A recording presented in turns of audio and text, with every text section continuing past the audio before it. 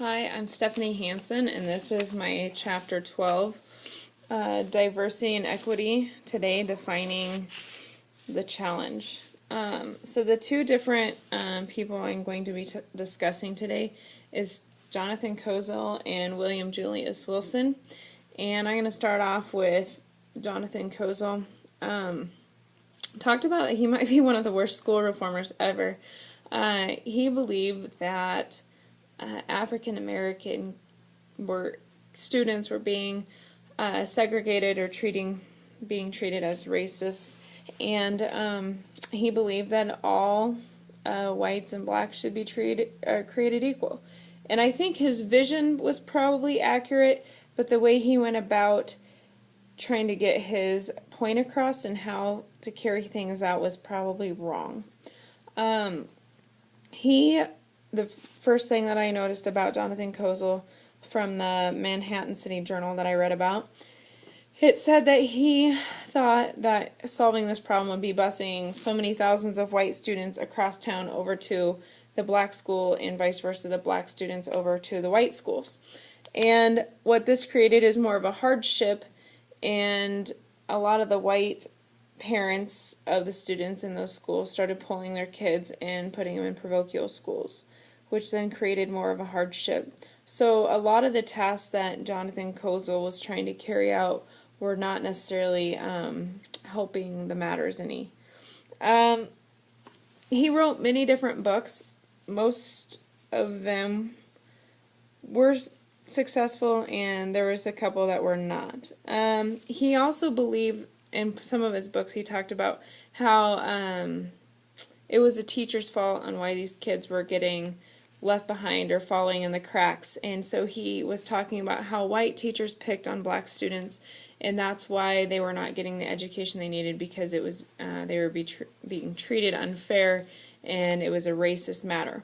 Well, then you think about inner city schools and how there are still black teachers teaching black kids. So what about that situation? I guess it doesn't really stand true. Why would a black teacher want a black student to fail? I think it's more of the economic status and taking charge of the opportunities given to you.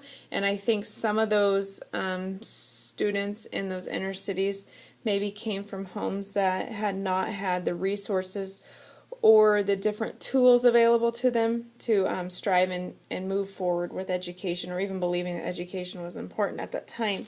And so now they're still having to deal with the shortfalls of not moving on with their education.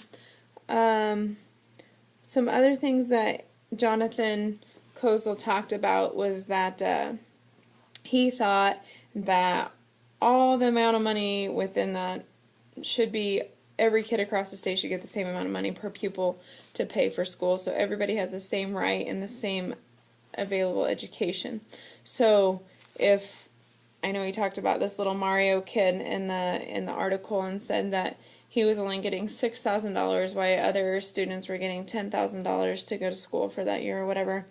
And he said that he was being picked on and discriminated against because of his color and his location.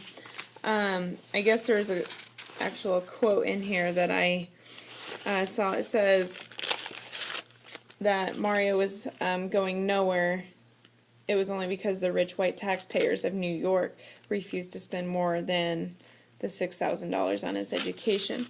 I don't necessarily feel that the extra $4,000 was going to make or break his education. I don't know. Kozol kind of started seeming like he was radical about some of this education stuff and kind of going off the deep end. Another quote there at the end of the article, it says, "And since none of Kozol's prescriptions for inner city schools have ever worked, perhaps it's time to stop listening to him and his many followers and look harder at more honestly and real reasons that our public schools are failing, and Mario and millions of children like him." So, as you can see, it's not just white people picking on black people or vice versa. I think it's a matter of what we've been given to learn and use as our resources, and so I think there's other areas that need to be focused on in making people have equal opportunity for education. And instead of pointing fingers, I think people just need to step up to the plate and take charge of what they believe in and what they want to achieve. Going on to William Julius Wilson, I think he wanted equal rights as well, but knowing that you can't just sit around and wait for them to happen. You have to step up to the plate and go get them. I think they eventually felt like the racist barriers would be relieved and it'd eventually come around, but that wasn't necessarily true. Basically, he said that those on the lower economic status level and lower education deal, they would just keep staying down there because they're not striving and pushing themselves to get to that point, and the people who educate will just keep pushing up and pushing up. A little bit of affirmative action was discussed in the PBS posting of William Julius Wilson, and how affirmative action was still causing some issues with being fair for different races, and maybe they weren't hiring the best teachers, but they were doing it just because of the ruling of affirmative action.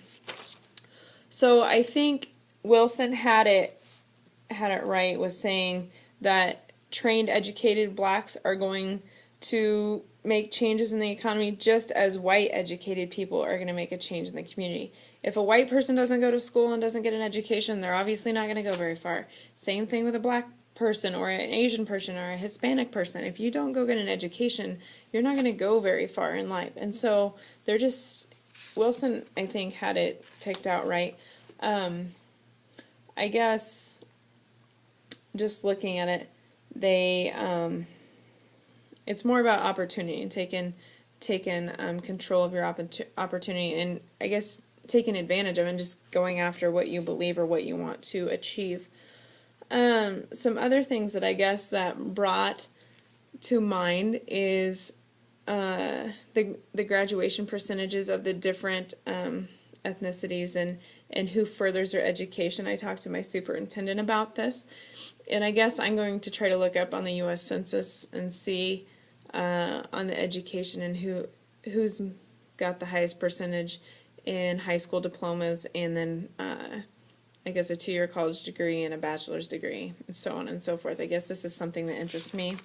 I guess overall, I think that it's the world of opportunity, and you have to rise to the occasion, and if you don't, you're going to be at the bottom of everything, and the only person you can be upset with is, I guess, yourself.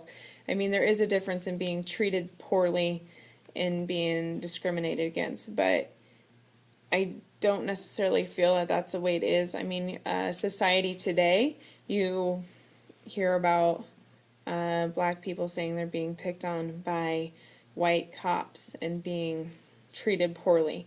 Well, what did they do to deserve to be treated like that? I guess there's plenty of Caucasian folk that do get in trouble as well, but you don't see near as much of people saying that they're being mistreated or I guess pinpointed or picked out of a group and being discriminated against.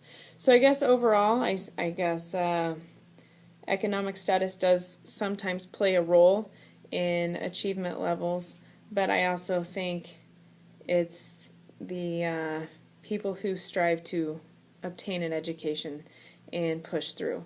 So I guess that's my overall findings, is that if you don't want to be at the bottom of the economic status, you better just push through and get an education, and I don't think you have anyone to be upset at yourself if you're only receiving minimum wage and don't want to get an education. So I guess that is where I stand with Wilson and Kozel. Thanks.